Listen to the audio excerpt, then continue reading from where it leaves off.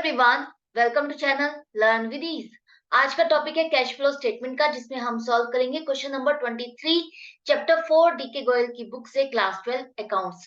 Online sessions, online classes के लिए आप मुझे व्हाट्सएप कर सकते हो। इस नंबर पर अपना नाम और क्लास आप मुझे फॉलो कर सकते हो।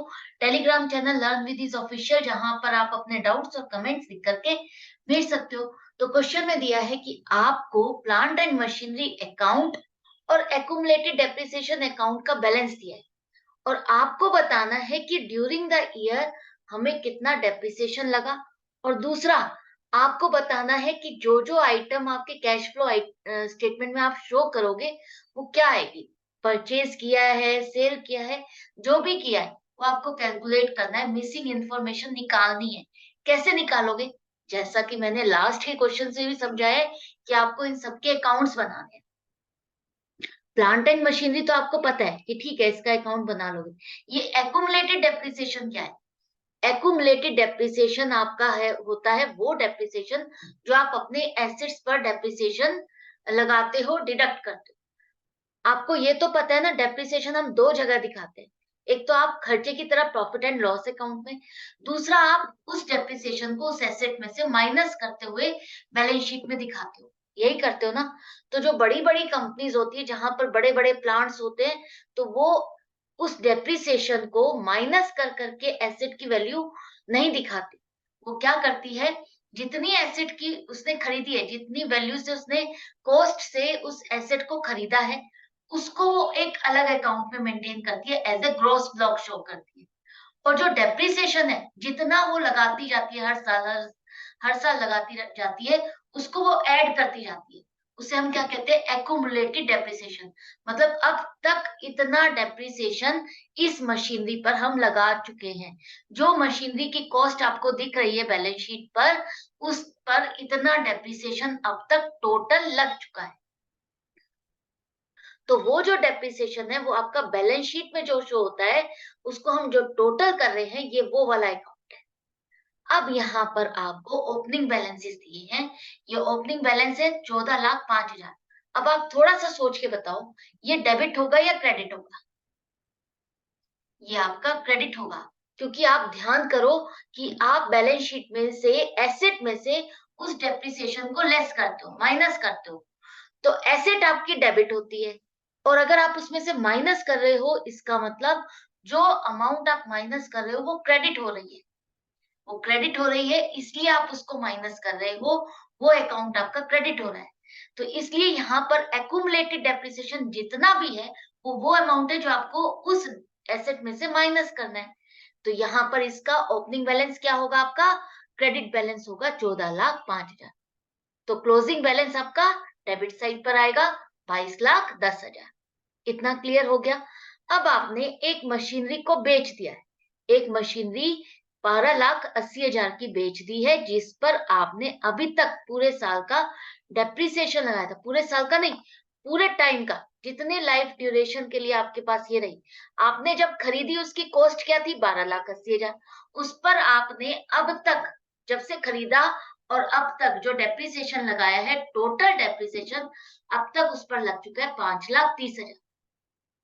तो ये 5,30,000 का डेप्रिसिएशन आपका इस अमाउंट में इंक्लूडेड है। तो हमको क्या करना है? अगर हम ये एसेट सेल कर रहे हैं, तो सेल कर रहे हैं तो ये वाला डेप्रिसिएशन हटाना होगा। हटाना होगा, क्योंकि ये डेप्रिसिएशन, ये अकाउंट शो करता है आपका उतना डेप्रिसिएशन जो एसेट आपकी बच गई है, जो एसेट आपकी एट प्रेजेंट है। सेल हो गई तो वो डेप्रिसिएशन भी उसका निकल जाएगा। जो एसेट आप सेल कर रहे हो, जैसे उसकी कॉस्ट में से, कॉस्ट को माइनस करते हो प्लांट एंड मशीनरी में से, उसी तरह से उस पर लगा हुआ डेप्रिसिएशन भी आप यहाँ से हटा दोगे, ताकि इस ब्लॉक में सिर्फ उतना ही डेप्रिसिएशन रहे जो आपकी बची हुई प्लांट एंड मशीनरी है। तो 5,30,000 उस मशीनरी का डेप्रिसिएशन है जो आपने बेच दी। तो आप इसका डेप्रिसिएशन यहाँ से हटा दो। हटा रहे हो तो कहाँ लिखोगे? क्रेडिट साइड पर लिखोगे। डेबिट साइड पर तो हम वो लिखते हैं जो एडिशन होगा, जो ड्यूरिंग द ईयर और डेप्रिसिएशन लगेगा। और अगर यहाँ पर लिख रहे हैं क्रेडिट साइड पर, वो अमाउंट लिखोगे जो आपको इसमें से हटानी है डेबिट साइड पर। ये आप प्लांट एंड मशीनरी अकाउंट को क्यों क्रेडिट कर रहे हो? क्योंकि यहाँ से ये अमाउंट जो है प्लांट एंड मशीनरी अकाउंट में भी आप इसको क्रेडिट करने वाले हो। कैसे करोगे समझना अभी। अभी पहले यहाँ पर इतना समझ लो, ये आपका डेप्रिसिएशन का ओपनिंग है, ये क्लोजिंग है। किस लिए आपने डेबिट और क्रेडिट में लिखा और ये हम इस अमाउंट को क्यों हटा रहे हैं? अब यहाँ पर इन दोनों का टोटल करके देखो, डेबिट साइड का टोटल आपका ज्यादा आ रहा है 27,40,000 और क्रेडिट साइड का टोटल कम है। तो ये जो कम है अमाउंट, कितनी अमाउंट कम है? 13,35,000। और ये अब आपकी क्या होगी? ये जो बैलेंसिंग फिगर आएगा, ये जो आपका डिफरेंस आ रहा है, वो किस वजह से आ रहा है? वो आ रहा है कि आपने ड्यूरिंग द ईयर जो करंट ईयर का जो डेप्रिसिएशन अब आपने काटा होगा, प्लांट एंड मशीनरी पर चार्ज किया होगा, वो फिगर आपको मिल गई, बैलेंसिंग फिगर 13,35,000। अगर यहाँ पर डेबिट हो सॉरी क्रेडिट होगा, अगर ये अकाउंट क्रेडिट होगा, क्रेडिट में आपको और अमाउंट डालनी है, इसका मतलब डेप्रिसिएशन में और एडिशन हो रहा है, डेप्रिसिएशन की अमाउंट बढ़ रही है। तो वो अमाउंट कब बढ़ेगी? जब आपने और डेप्रिसिएशन काटा हो ड्यूरिंग द ईयर और आपने मशीनरी पर डेप्रिसिएशन लगाया हो। तो 13,35,000 आपको पता चल गया है करंट ईयर का डेप्रिसिएशन है। एक पॉइंट तो आपका क्लियर हो गया, आपको ये भी बताना था कि करंट ईयर का डेप्रिसिएशन कितना लगेगा। ये बात समझ में आ गई। अब यहां से चलो आप अपने plant and machinery account. Plant and machinery account का ओपनिंग बैलेंस आपको पता है, डेबिट साइड पर लिखोगे 48 लाख, क्लोजिंग बैलेंस लिखोगे क्रेडिट साइड पर 65,40,000। अब यहाँ पर देखो, आपने एक मशीनरी को बेचा, 12,80,000 की मशीनरी को बेचा, जिस पर डेप्रिसिएशन लगा 5,30,000 अब तक का। तो बची कितने की? वो 7.5 लाख की वो मशीनरी बची। उसकी कॉस्ट क्या है आज की डेट में? 7.5 लाख। अब इस 7.5 लाख की मशीनरी को आपने बेच दिया है लॉस में। कितने लॉस में? 2,60,000 के लॉस में आपने बेचा। इतने का आपको नुकसान हो रहा है। ये नुकसान आपको पता है, ये माइनस कर दोगे तो आपके पास वो अमाउंट मिल जाएगी कि आपने कितने में बेचा। अगर आपको ये पता है कि आपको 10 रुपए की चीज है और आपको 2 रुपए का नुकसान हो रहा है, तो इसका मतलब क्या है? आपने उस चीज को कितने रुपए में बेचा? 8 रुपए में बेचा। इजीली निकाल लिया ना।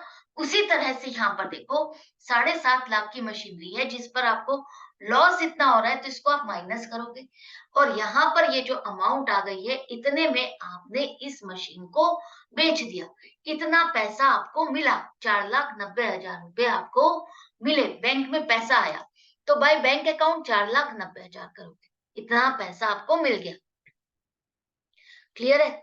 जो लॉस हुआ वो भी आप यहीं पर ही डालोगे, by loss on sale of machinery 2,60,000। क्या एंट्री बनती है? आपकी एंट्री यही बनती है ना, bank account debit sorry, bank account debit 4,90,000, loss on sale of machinery account debit 2,60,000 to plant and machinery account लिखोगे, कितने की? 7.5 लाख। लेकिन अब यहाँ पर जो इसका जो डेप्रिसिएशन है वो भी आपको यहाँ पर लिखना है, बाय एक्यूमुलेटेड डेप्रिसिएशन अकाउंट 5,30,000। क्यों करा हमने ऐसा? जो ये 48 लाख की प्लांट एंड मशीनरी है, ये ग्रॉस ब्लॉक है, डब्ल्यूडीवी नहीं है, रिटर्न डाउन वैल्यू नहीं है, जैसा कि मैंने अभी समझाया था। ये टोटल कॉस्ट है, जब आपने जितने की अमाउंट की खरीदी, ये एज इट इज वो वैल्यू है, इसमें से डेप्रिसिएशन माइनस नहीं किया हुआ। तो अब आपको पूरी वो अमाउंट हटानी है जितने की वो मशीनरी है। टोटल मिलाकर के ये टोटल होना चाहिए 12,80,000, जिसमें से ये अमाउंट हम जो मशीनरी बेच रहे हैं, जो मशीनरी बेच रहे हैं उसकी कॉस्टिंग क्या थी? 12,80,000। तो इतनी कॉस्ट की मशीनरी आपको हटानी होगी, इतनी कॉस्ट आपको हटानी होगी, इतनी कॉस्ट की मशीनरी आपको लेस करनी होगी, क्योंकि अब आपने बेच दी तो ये अब आपके पास नहीं रही। तो ये 12,80,000 आपके किस तरह से हुए? 4,90,000 आपको मिल गए, 2,60,000 का आपको नुकसान हुआ और डेप्रिसिएशन इतना हुआ। तो इन तीनों का टोटल आपको पता चल गया 12,80,000। ये 12,80,000 अब किस तरह से बनते हैं? ये अब आपको बाइफरकेटेड 3 अकाउंट में आपका ये पैसा हो गया, तो इसका टोटल आपको इस तरह से डालना है। अगर आप सोच रहे होगे गेन होता, मान लो यहाँ पर 2,60,000 की जगह लॉस की जगह गेन होता, तो गेन आपका यहाँ आ जाता, गेन आपका यहाँ आता और आपके बैंक में पैसा भरा हुआ होता, 2,60,000 से आपका पैसा बढ़ा होता 7.5 लाख होता ये। क्लियर है? तो यहाँ पर ये बैंक में आप फिर 7.5 लाख दिखाते और गेन आपका डेबिट साइड पर आता। आई होप आपको अच्छे से समझ में आ गया। हमने ये 3 अलग-अलग अमाउंट क्यों दिखाई है, एक ही अमाउंट क्यों नहीं दिखा दी 12,80,000, क्योंकि अब हमारा ये जो मशीनरी है ये 3 पार्ट में डिवाइड हो गया। कुछ पैसा हमको बैंक से मिल गया इसमें, कुछ हमारे को लॉस हो गया और कुछ हमारा डेप्रिसिएशन में इसका अकाउंट डला हुआ था, वो हमने ट्रांसफर कर दिया। तो अब ये आपको क्लियर हो गया जो मशीनरी सेल की आपको किस तरह से प्रेजेंट करना है, किस तरह से कैलकुलेशन करना है। अब क्रेडिट साइड का टोटल देखो, ये आ रहा है आपका 78,20,000 और डेबिट साइड का टोटल आपका 48 लाख है। दोनों में डिफरेंस आ रहा है। डिफरेंस क्यों आ रहा है? ये ज्यादा है, ये कम है। कितने का डिफरेंस है? 30,20,000 का डिफरेंस है, कोई छोटा डिफरेंस नहीं है, ये बड़ा डिफरेंस है। तो ये क्या हो सकता है? डेबिट साइड पर आएगा और debit side plant and machinery में डेबिट साइड पर होने का मतलब है प्लांट एंड मशीनरी में एडिशन हो रहा है, इंक्रीज हो रही है और प्लांट एंड मशीनरी इंक्रीज हो रही है, इसका मतलब हमने क्या की है? परचेज की है। To purchase of machinery account 30,20,000। तो ये आपने परचेज की और यहाँ टोटल आपका मैच हो गया।